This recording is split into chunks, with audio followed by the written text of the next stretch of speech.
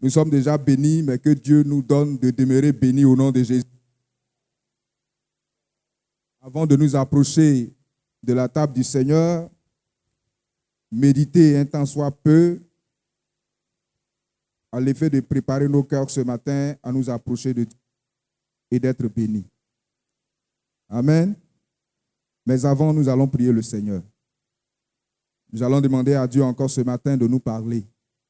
Bien-aimés, si nous revenons ici à chaque fois avant le repas du Seigneur pour apporter une exhortation, ce n'est pas une simple routine, mais c'est dire que c'est quelque chose d'important, quelque chose de capital. C'est pourquoi ce matin, si tu es assis, si tu es assise, pendant que les pensées sont ailleurs, la distraction n'est pas l'œuvre du Saint-Esprit. Le but de Satan, c'est de t'empêcher de recevoir la parole de Dieu et d'empêcher que cette parole de Dieu puisse porter du fruit en toi. C'est pourquoi il te distrait. Il amène tes pensées loin de l'église. Pendant que tu es assis, tu es assise, ton esprit est ailleurs. Dans cette attitude-là, tu ne pourras rien recevoir de la part de Dieu. Alors ce matin, là où l'esprit est parti, ramène-le et prie le Seigneur. Dis à Dieu ce matin que ce ne soit pas dans la chair que je reçois cette parole-là, mais donne-moi d'être dans les bonnes dispositions d'esprit afin qu'en ce matin, ta parole puisse me faire du bien. Élevons la voix et commençons à prier le Seigneur. Nous voulons, Seigneur, ce matin, te prier, commander ces instants. Seigneur, nous voulons remettre nos vies entre tes mains. Le cœur de l'homme est une terre pour toi. Et ce matin, nous croyons que tu veux s'aimer dans notre cœur. Et tu veux que notre cœur soit une bonne terre. Une terre qui sera productive. Une terre qui pourra porter du fruit pour ton royaume. C'est pourquoi ce matin, au nom de Jésus-Christ, nous voulons prier que tout ce qui était de la chair, tout ce qui, notre Dieu, voulait certainement ce matin nous empêcher de recevoir ta parole dans toute sa plénitude, la distraction, les raisonnements humains, Seigneur notre Dieu, l'incrédulité. Nous voulons prier ce matin que toutes ces barrières soient ôtées et que, Seigneur, ta parole, comme l'épée de l'esprit, puisse transpercer nos cœurs en ce matin et avant la fin de ce culte, ou du moins à l'issue de ce message de la Sainte Seine, que nous soyons renouvelés dans le nom de Jésus. On peut dire Amen. Voilà, nous lisons rapidement dans Luc chapitre 22. Luc 22, nous allons lire à partir du verset 19, nous arrêtons au verset 23. Luc 22, verset 19 à 23. Luc 22, verset 19 à 23.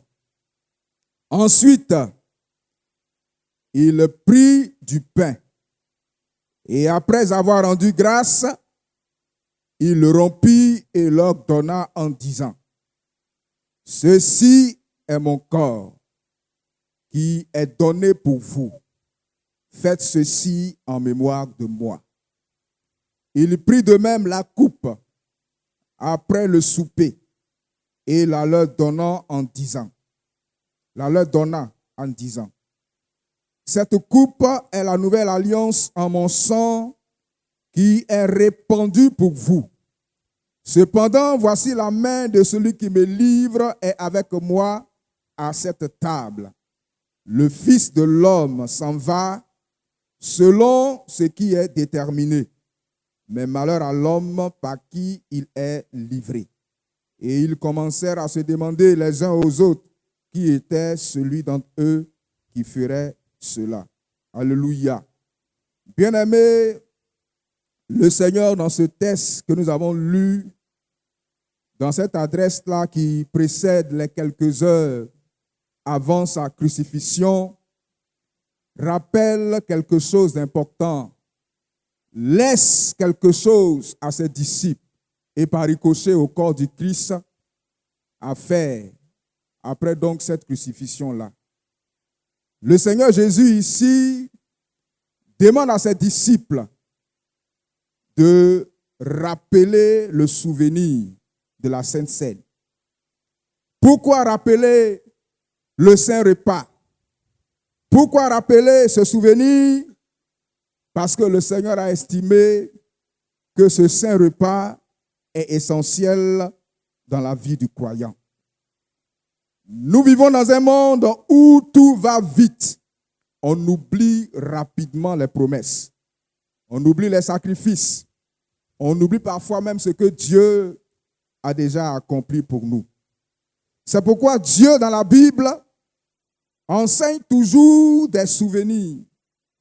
Quand nous lisons l'Ancien Testament, après la sortie d'Israël de l'Égypte, Dieu va leur dire, souvenez-vous du 7e jour que je déclare être le jour du repos, le jour du sabbat.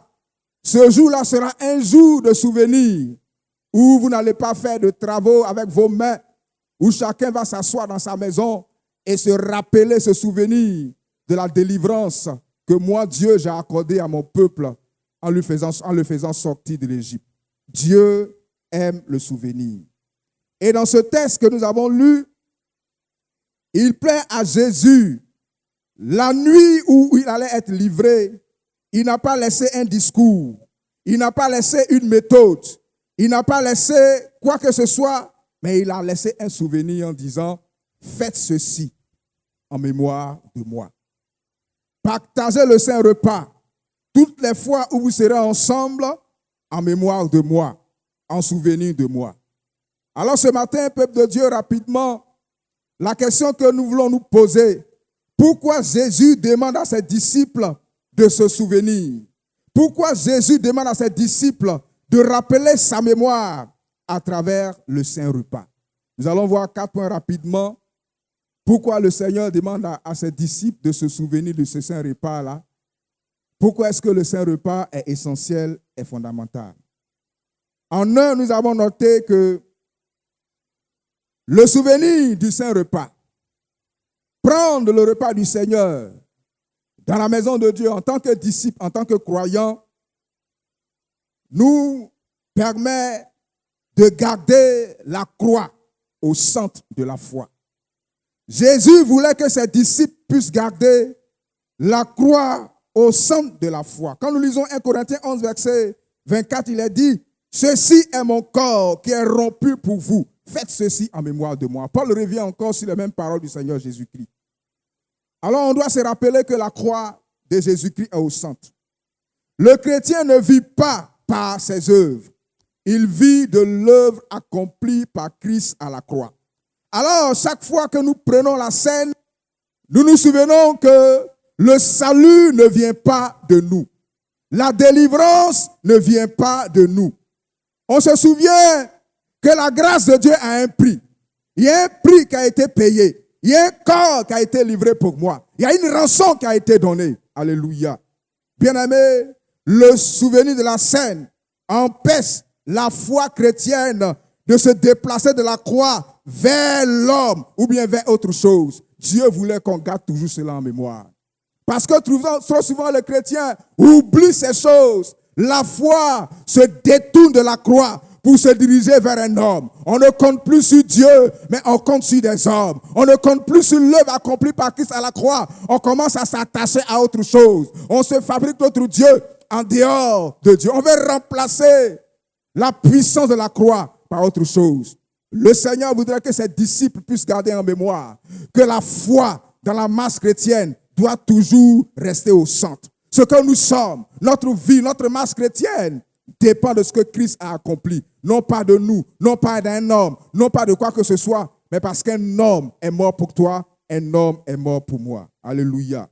Deuxième élément, le Seigneur demande à ses disciples de se rappeler, de se souvenir de ce saint repas. Parce que ce souvenir rappelle l'alliance. Luc 22, verset 20, il a dit, cette coupe est la nouvelle alliance à mon sang qui est répandue pour vous. Alléluia. La vie chrétienne n'est pas une simple conviction. La vie chrétienne n'est pas une simple croyance. La vie chrétienne est une relation d'alliance. Bien-aimé, la coupe nous rappelle que nous appartenons à Dieu, que nous sommes à Dieu et que nous sommes couverts par son sang. Nous sommes dans une alliance avec Dieu, une alliance qui repose sur des promesses. Alléluia. Une alliance qui repose sur l'obéissance, mais aussi des promesses. Le souvenir de la scène fortifie notre foi quand elle est attaquée. Quand nous commençons à être désespérés, quand on commence à perdre espoir, quand on regarde l'horizon et puis on se rend compte que, mais Seigneur, depuis là, rien ne sort dans ma situation. Seigneur, depuis là, l'âge a commencé à avancer. Seigneur, l'horizon est sombre. Tu dois te rappeler que tu es dans une alliance avec Dieu. Et tu peux déclarer avec foi que si Dieu est pour moi, qui peut être contre moi? Si Dieu est avec moi, si l'avenir a été sombre, du moins si le passé a été sombre, si le passé a été dévoré par les sauterelles, mais je suis avec le Dieu de l'Alliance qui est capable de remplacer toutes les années que les sauterelles ont dévorées. Je marche avec le Dieu de l'Alliance, chez qui il n'y a pas d'âge de retraite. Je marche avec le Dieu de l'Alliance, chez qui il n'y a pas d'âge de limite. Parce que les promesses de Dieu n'ont pas de durée de rédemption. Les promesses de Dieu n'ont pas de date limite. Et si la prophétie tarde, je vais dire à quelqu'un ce matin, attends-la. Parce que c'est une prophétie qui a déjà été relâchée. Elle couvre son terme. Si elle tarde, attends-la. Parce qu'assurément, elle s'accomplira. Souviens-toi que tu es dans une alliance avec Dieu. Dieu est avec toi. Le sang de Jésus doit te rappeler cette alliance. Que tu n'es pas seul. Au milieu des défis que tu rencontres. Au milieu des soubresauts, des difficultés de la vie que tu traverses. Souviens-toi que tu es dans une alliance, que le Dieu des dieux est avec toi. Et il peut toujours retourner la situation parce qu'il est le Dieu qui espère dans le retournement des situations. Le souvenir doit nous amener à entretenir notre relation, notre communion avec Dieu. 1 Corinthiens 10, verset 16 dit, « La coupe de bénédiction que nous bénissons n'est-elle pas la communion au sang de Christ? Le pain que nous rompons n'est-il pas la communion au corps du Christ? La scène n'est pas un souvenir mental, c'est une communion spirituelle. La scène est une intimité avec Christ. Par ce souvenir, nous affirmons que nous demeurons en Christ. Nous affirmons que nous sommes en Christ. Nous reconnaissons que nous dépendons de Christ. Parce que dans ce repas, le Seigneur est avec nous. Il nous rappelle que nous sommes ses proches. Nous sommes ses privilégiés. Alors tu dois te rappeler que cette scène te rappelle. Parce qu'on met la main dans le plat avec le Seigneur. Il a dit à ses disciples, il y a quelqu'un parmi vous qui met la main dans ce repas avec moi, mais dans le cœur contre moi. Parce qu'après ce repas, il va aller vers mes ennemis pour me livrer. Nous mettons la main dans le plat avec le Seigneur. C'est un symbole de communion, de relation, d'intimité avec le Seigneur. Manger à la table du Seigneur dit que je suis en intimité. Une communion parfaite avec le Seigneur. Alléluia. Le dernier point, le souvenir du Saint-Repas appelle à l'examen. Un examen de sanctification. Bien-aimé, 1 Corinthiens 11, verset 28 nous dit que chacun donc s'éprouve soi-même et qu'ainsi il mange du pain et boive de la coupe. Parce que celui qui mange et boit sans discerner le corps et le sang de Jésus, boit et mange un jugement contre lui-même. Le repas du Seigneur nous amène à nous examiner, à nous interroger sur nos choix. Est-ce que je suis toujours en Christ? Parce qu'on peut venir prendre le repas du Seigneur, en réalité, dans le cœur, on est loin du Seigneur. Alors c'est une occasion pour que chacun... Est-ce que ma foi est toujours debout? Est-ce que je suis toujours fidèle à Dieu? Est-ce que pendant que je mets la main dans le plat, la main dans ce repas, dans mon cœur, je n'ai pas rejeté le Seigneur? Dans mon cœur, je ne suis pas en train de concocter des plans pour crucifier le Seigneur, pour livrer le Seigneur. On ne peut pas mettre la main dans le plat, la main dans ce pain et dans ce vin, pendant que notre cœur est éloigné du Seigneur. Donc c'est un moment où chacun doit s'examiner. Où est-ce que je suis avec le Seigneur? Est-ce que je continue de demeurer dans le Seigneur? Est-ce que je suis toujours fidèle au Seigneur?